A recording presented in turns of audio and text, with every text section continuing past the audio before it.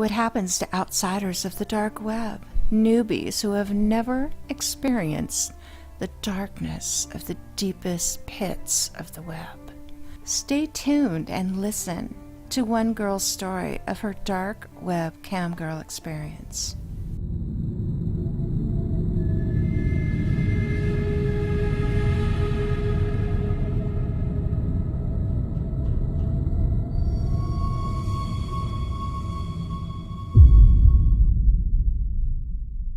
My dark web camgirl mistake.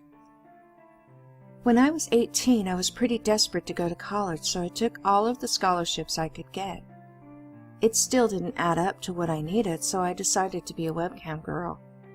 I know, weird, but I asked a few of the women that worked with the company over email, and they all said it paid pretty damn well, and honestly, it would be much better than shoving hamburgers down the throats of the other college kids. I found the site through my friend Catherine, who was already working there. She always had really nice clothes and very expensive handbags and shoes. She was in my economics class and was pretty smart. I figured I could trust her. The next day, she brought me a USB stick with the Windows app on it. She told me to just open it and then wait for it to bring up a screen to connect to a server, and then gave me an IP address to type in. She also said that the password and name were on the included text file. Just fill out the form with my info and get paid, and I could get started right away. The first day I started, it was really weird. I had never been naked in front of a camera before, and the guys were cool about it. They liked newbies. I guess it was kind of virgin territory to him. My chat room was flooded every night. I would show a little bit here and a little bit there.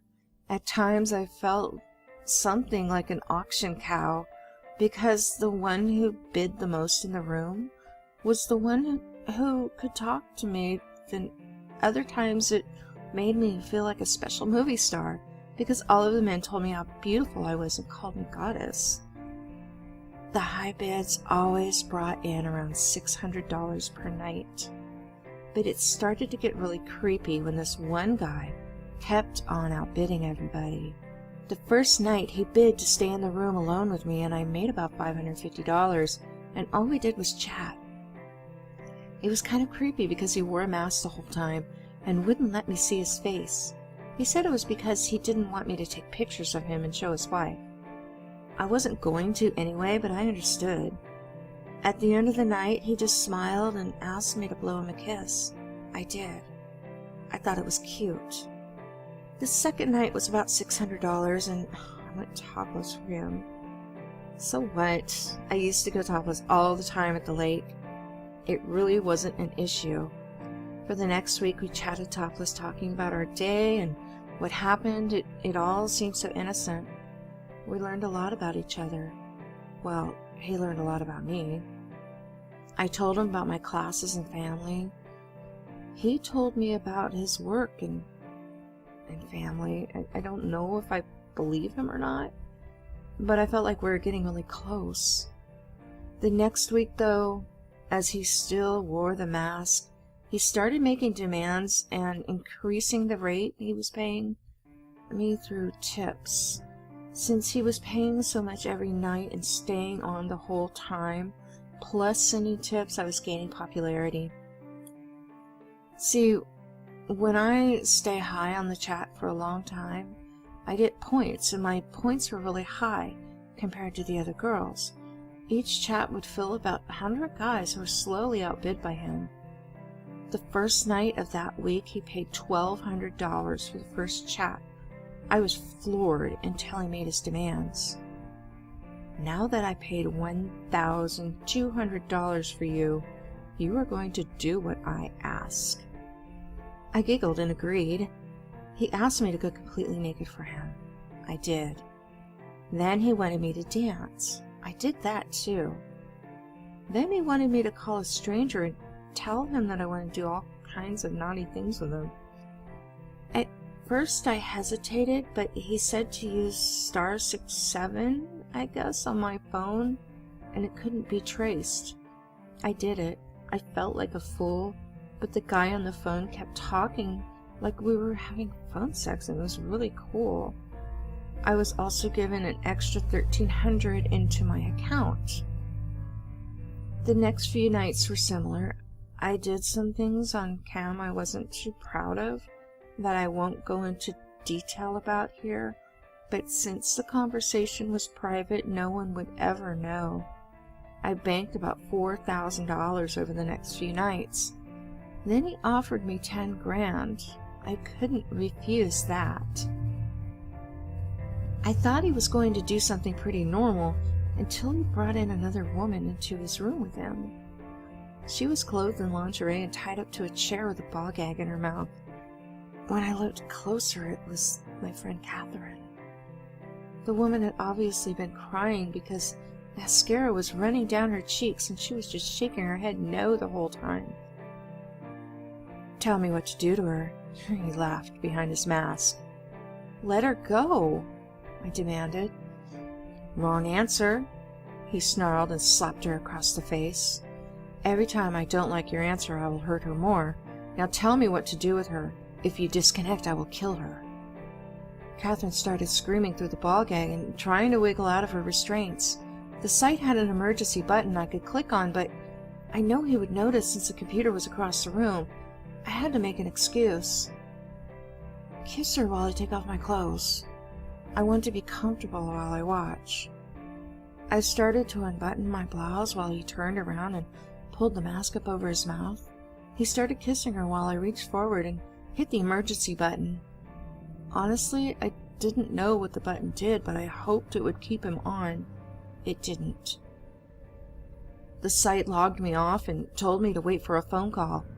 I couldn't believe what just happened. I sat there and waited for the site manager to call while shaking and trying to button up my shirt. I jumped off my bed when the phone rang. "Hello?" "You clicked the stop button. This had better be an emergency."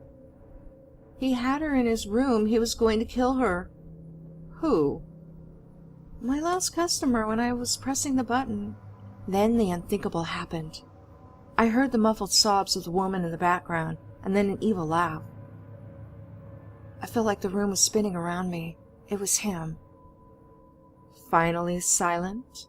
The familiar voice that was normally soothing and sexy on the other end of the line crawled with ick. "You made your choice." Then I heard a bit of wrestling and the blood-curdling scream of a woman who was in the chair. When the screaming stopped, it sounded like he was kicking something really hard. Every time he kicked, there was a female-sounding grunt, then silence. "It's your fault, you know. I'm not done with you yet." The line went dead. I immediately called the police and explained everything. When they loaded the website from the USB stick, all they could see was a generic under construction page. I gave them my cell phone to show them that somebody had called me. To my horror, my call list was completely erased, and my browser history was gone. They even went as far as calling my cell phone provider and waited for their support department to answer, who ultimately said I hadn't taken any calls or text messages in days, except the one I made to them. They finished up the report and said there was very little they could do since I had erased my phone. I begged them to understand that I did not erase my phone, but they just followed me home in a black and white and left when I made it to my apartment. I didn't turn on any of the lights when I went inside, but my computer was on. I started changing for bed when I noticed the green cam light come on. I smacked the webcam across the room and it shattered against the wall. My phone rang. At first I ignored it, but then I got a text message. She is still alive. I stared at the screen of my phone for a moment and wondered if I should just play into the game. The cops didn't believe me. I didn't know what to do.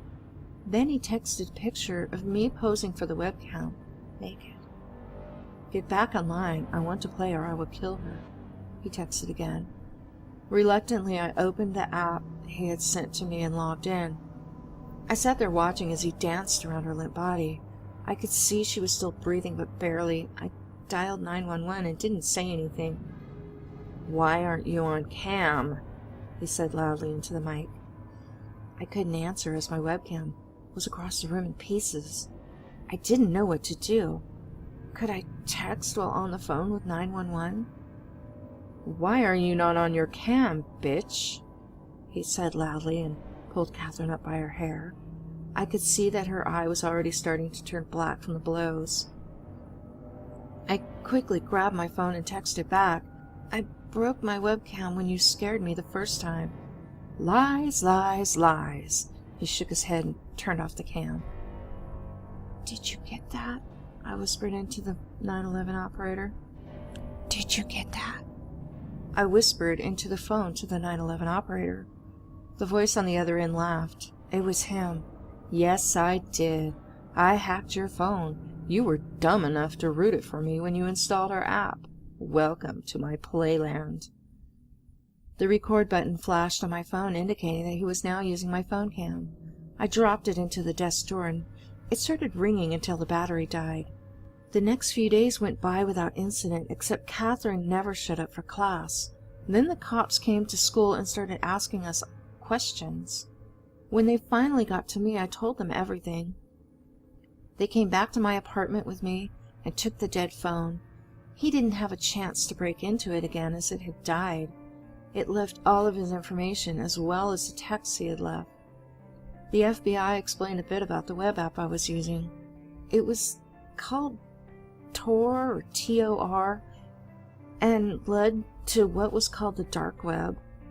I still get threats sent to me by email addresses in other countries. My pictures have been sent all over the web, and everybody knows about my mistake. I'm an outsider now.